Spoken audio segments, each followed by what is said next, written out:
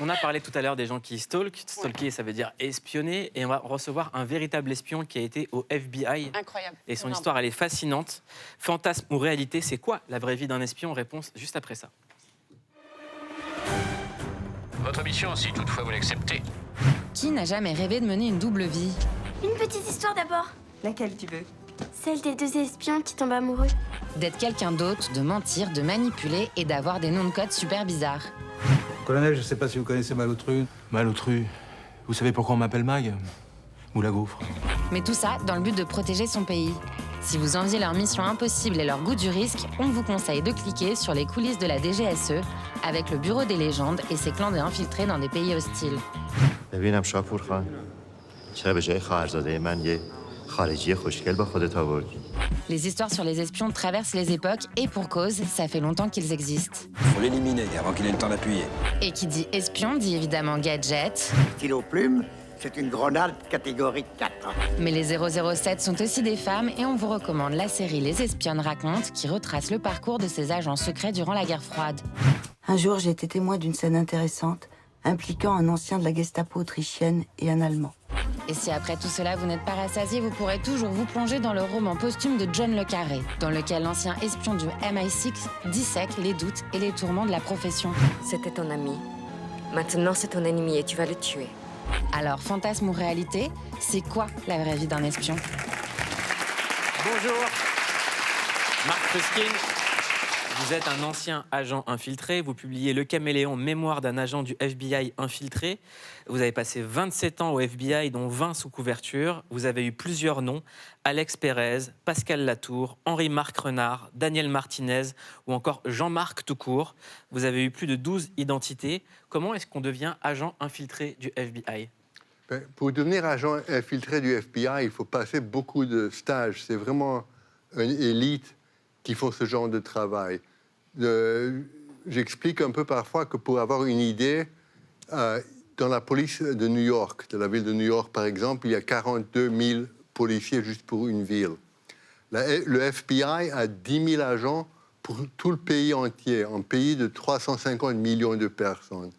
Et dans le FBI, il y a peut-être une centaine d'agents qui travaillent à plein temps dans l'infiltration. Alors, c'est très peu. Moi, j'étais à New York la plupart du temps. Il y avait 2 agents qui faisaient ça à plein temps. Et peut-être un à Boston, un à Los Angeles, comme ça. Alors, on est très peu. Et pour faire ce genre de boulot, il faut avoir beaucoup d'expérience et aussi avoir une personnalité qui est capable de s'adapter très rapidement à toutes sortes de situations, qu'ils soient dangereux, pas dangereux, dans toutes les différentes cultures et dans tous les différents milieux. Oui. Il faut être très adaptable. Qu'est-ce qui fait qu'aujourd'hui, vous avez le droit de révéler ces identités que vous avez eues successives? Par loi, quand j'ai écrit le manuscrit du livre original, qui est sorti d'abord en anglais et maintenant en français, comme vous voyez, j'ai dû donner une copie du manuscrit au FBI pour qu'eux, ils peuvent le réviser et ils me disent si ils sont d'accord ou si je dois me faire changer quelques trucs. C'est quoi le milieu qui a été le plus dur à infiltrer pour vous? L'identité la plus compliquée, c'était quoi? Parce que moi, je pense au film Donnie Darko, par exemple. Donnie Brasco. Oui, je connais Joe Pistone, qui a écrit Donnie Brasco. Ça, c'était une de ses légendes, c'était Donnie Brasco. Et c'est lui qui a écrit, il a écrit une critique de mon livre. Vous connaissez le vrai Donnie Brasco? Oui, Joe Pistone, il s'appelait à l'époque. Maintenant, il a dû changer son nom. Stavo, il s'appelle maintenant. Parce que il a dû changer son nom pour des raisons évidentes. C'était des groupes mafieux qu'il a pénétrés et ils voulaient se venger contre lui. Et pour vous, ça a été quoi le plus dur? Le plus dur, c'était quand j'ai acheté de l'héroïne des mafieux chinois. Ah. Parce que ça a pris, c'est une enquête qui a pris 2 ans et demi. Et avec des autres groupes, moi je suis franco-argentin, alors avec des groupes hispanos, c'était pas difficile de faire un rapport, de trouver quelque chose en commun avec eux pour pouvoir passer du temps et communiquer. Tandis qu'avec les Chinois malaisiens, c'était très difficile parce qu'on n'avait pas du tout de référence culturelle. Vous avez dû apprendre la langue? Comment vous avez fait? Eux, c'était plutôt une question de fric. Eux, ils voulaient gagner du fric. Vous êtes fait passer pour un client, en fait. Moi, je me suis fait passer comme le neveu et le lieutenant d'un chef de cartel de cocaïne mexicain. D'accord. Et lui, il était en prison et il travaillait avec nous pour baisser sa peine. Alors, il avait dit aux Chinois avec qui il partageait une cellule, mon neveu travaille pour moi et on veut acheter de l'héroïne, entrer dans votre marché. Et alors, avec cette représentation, j'ai commencé à pouvoir faire des achats. Mais c'était parfois un peu dangereux parce que je ne comprenais pas souvent ce qu'il disait. Et franchement, en route pour un rendez-vous, j'avais assez peur. Une fois que ça commençait, l'adrénaline popait dans mes... Et comment est-ce qu'on revient à sa propre identité quand on a eu autant d'identités? Quand est-ce qu'on redevient soi-même? Peut-être avec une demi-bouteille de Chablis ou... C'est facile. Et on voit souvent dans les films que c'est très compliqué la vie personnelle, qu'il faut souvent mentir en fait, à sa famille, à ses proches. Est-ce que c'est le cas dans la vraie vie? Mais moi, j'avais promis à ma mère que je n'allais pas faire des enquêtes en travail de stup, qui était c'était un mensonge, parce que finalement, elle a appris, mais une fois que c'était tout fini. Mais justement, ça prend du temps pour apprendre à comment créer une frontière entre sa vie personnelle et les identités Ce que fausses. vous dites sur les stupes, c'est intéressant, parce que dans les films, on a toujours cette règle où on voit les gens du FBI en se disant ils se font démasquer parce qu'eux, ils ne consomment pas. Est-ce que c'est pareil dans la vraie vie? C'est pas pareil, parce que moi, je ne consommais pas, mais eux, ils ne consommaient pas non plus. Et une fois, j'étais dans une chambre d'hôtel avec un des Chinois. Je lui demandais, c'est quoi la qualité de ce cocaïne, quel pourcentage de pureté?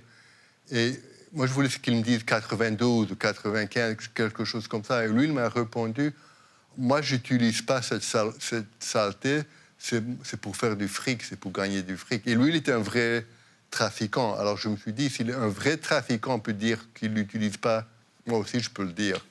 Et aussi, quand je faisais semblant que ça ne m'intéresse pas, si eux, ils me disent, il faut que tu essayes cette cocaïne, cette héroïne, sinon on ne te le vend pas.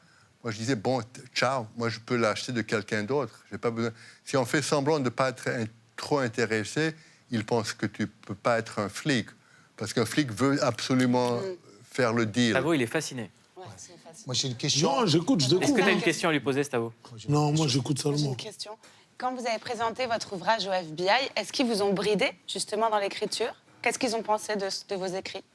Quand j'ai leur donné le manuscrit pour publier. Je crois qu'il a déjà répondu à la question. Non, il a juste dit que... Non, il a dit que... Non, il a dit que... C'est pas grave. Non. C'est au prétendant. Vas-y, Pauline. Boulot, je peux répondre rapidement. Ils m'ont demandé de couper quelques pages qui avaient à voir avec le contre-espionnage. D'accord.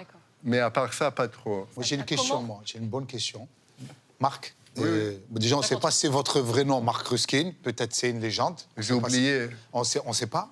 Avec tous les gens que vous avez envoyés en prison, vous n'avez pas peur qu'il y en ait qui vous regarde ou qui est sorti de prison, un Chinois, et se dit « je vais me le faire » Non, mais c'est une bonne question, c'est raisonnable. Normalement, le moment le plus dangereux, c'est quand ils sont arrêtés, quand ils sont mis en cause. Parce que si moi je suis présent, il y a beaucoup d'émotions, ils se sont trahis, et là, il y a un danger. Mais moi, j'ai essayé de ne pas être présent, parce que d'abord, ça me faisait du mal aussi. Mais après ils ont parlé avec leur avocat, et leur avocat leur a expliqué qu'un attentat sur un agent du FBI, ça peut être très, très, très longtemps en prison.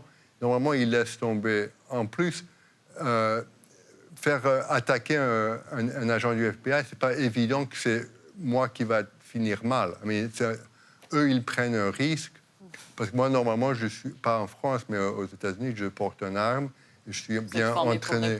Oui, oui. Moi, juste une petite question, je ne sais pas si c'est une légende ou pas, mais il y a forcément des moments où vous avez été infiltré en duo, voire en groupe, et c'est des moments, c'est des vraies situations dangereuses.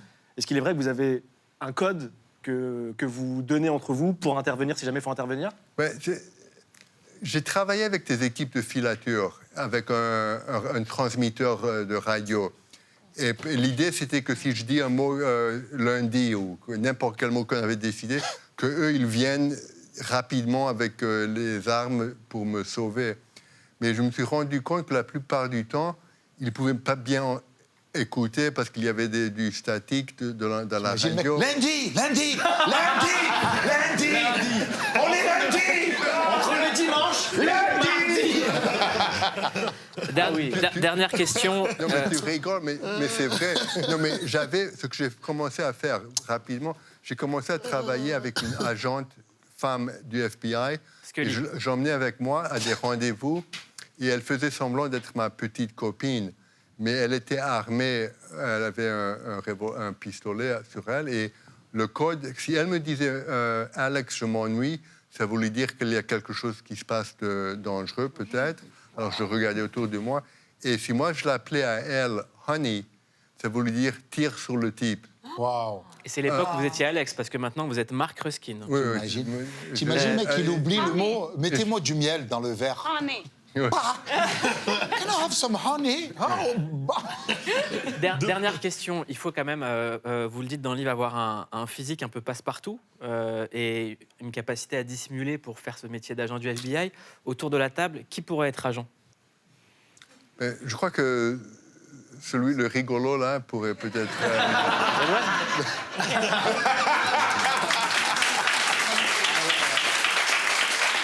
Je l'ai dit, les gars. Le rigole, il y a Très bon infiltré. Putain, t'imagines? Je m'appelle Jason Brooks. Je travaille pour la FBI. Il m'a démasqué. Que des infos nulles, il a récupéré. À part après, je t'explique comment tu peux te postuler. Alors, encore vraiment une dernière question, parce que vous êtes passionnant. On a parlé de Donnie Brasco comme type d'agent du FBI. Il y a également Fox Mulder. Est-ce qu'il y a vraiment des agents du FBI qui peuvent enquêter sur des choses paranormales ou pas? Oh, mais est-ce que dans la télé ou dans les films, mais moi, j'ai jamais tombé sur des enquêtes sur le paranormal, ni d'infiltration, ni C'est d'autres. moi, I want to believe, quoi qu'il arrive. Voilà, je le dis. Merci beaucoup, Mark Ruskin, le caméléon mémoire d'un agent du FBI infiltré.